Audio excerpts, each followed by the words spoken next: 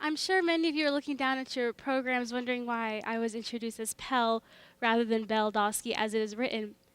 Well, my Kurdish name is Pell. My American name is Bell, but in reality, it's neither. Novimin Pele Duskia. Pele, meaning wave in Kurdish, has so much historical and personal meaning that I don't think it would be fair to go by some American version of it that doesn't really give it its true meaning. Now, for the most part, I found that most of my life, my people and I are not really understood. When I first came to mainland America, I was too young. However, my parents would tell me of times where we would be walking in public places and not really fit in, as if we are some kind of exotic animal. People had clear question marks on their faces, however, no one asked us questions like, do you need help? Do you understand?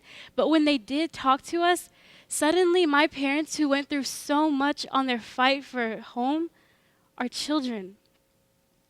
Now, no one said it at the time, but we all know what was happening. The public is suffering from xenophobia. Xenophobia is a fear or hatred of strangers or foreigners.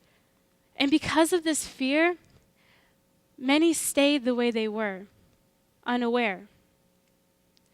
Now, this unawareness or this lack of knowing does something to us subconsciously. I remember when I was 5 years old, very young age, living in New York, and I was walking through the lunch line with my best friend in the world, Madison. Now, Madison was a really cute girl. She had bright blue eyes and blonde curly hair, and she had an infectious laughter. So one day in the lunch line, Madison turns to me and says, "Hey, Pell, what are you?" Now, sort of taken aback by this elementary question, I answer, "I'm a human," as if I'm suddenly questioning this myself. And to which she replies, "No, I mean, where are you from?" "Oh," I say. I puff up my chest and I smile and I proudly announce, "I am American. I am from America." This is something my parents are proud of because this is something my parents are proud of. Therefore, it's something that I am proud of because I was born in Guam, an American territory. Therefore, I am the first person in my immediate family to be an American citizen. So that is what I say. I say, "I am an American." To my surprise, she replies, "No," with irritation. She says, "Where are you really from?" Now, at the time, I didn't think too much of it. I thought, oh, she doesn't have the vocabulary to adequately express what she means. She means, what is your ethnicity? Where does your family originate? But now, I understand what she meant when she said, "Where are you really from?" Even if it was subconscious, little Madison was asking me, "Why do you not look like me?" Because in her mind, she embodies an American with her blonde hair and her blue eyes and her baseballs and her apple pie. And I am not American. I embody a Kurdish person who wandered into America and I don't belong here. Now, usually when I get this question, "Where are you really from?" or "Where does your family originate?" I answer Kurdistan. And I give a brief history or inform people about my often overlooked stateless nation. However, at the time, basically around this time, I made the mistake of saying Iraq, the geographic location.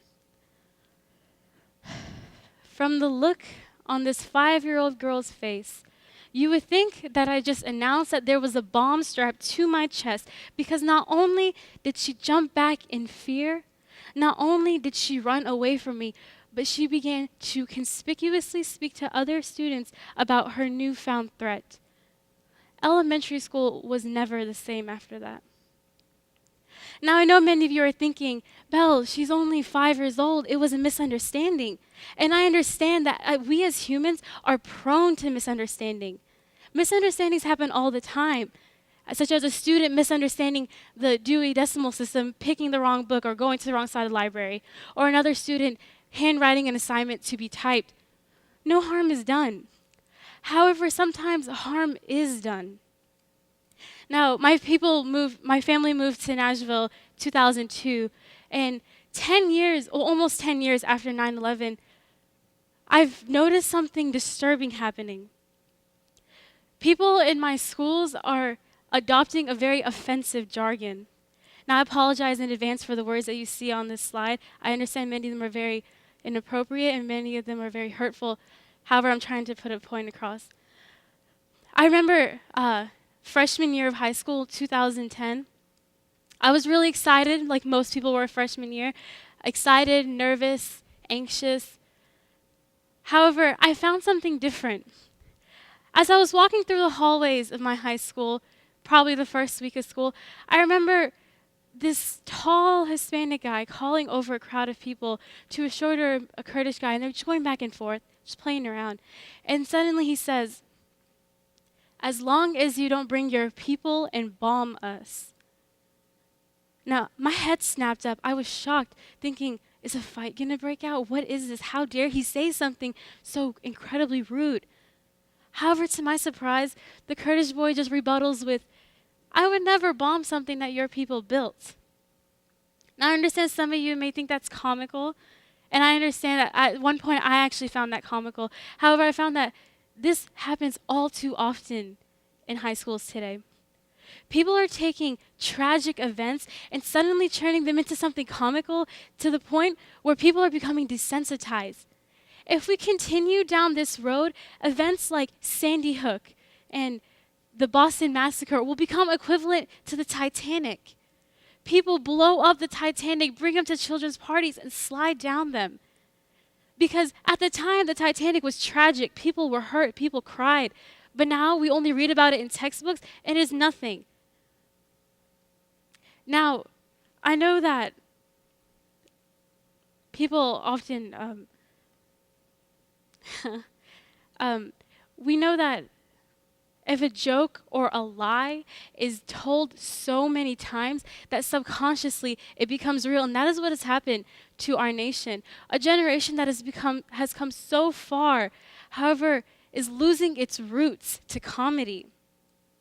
Now, what I want for you to take from this talk is to implement a two-step action plan. First, I want you to identify the problem. I want you to practice empathy and put yourself in the shoes of the victim and the bully. Try to understand what is happening. Then I want you to take action. I want you to challenge the accusations. Try to figure out what's happening and try to prevent it from happening again. However, if you can't do one or two on this slide, I want you to do number 3, which is the easiest and the most effective. I want you to educate yourselves. Learn more about different customs and cultures. So by doing that, you can accomplish 1 and 2. You can practice empathy and challenge people. Because by learning, we can create a world that looks past the physical. Because after all, everyone is a foreigner somewhere. Thank you.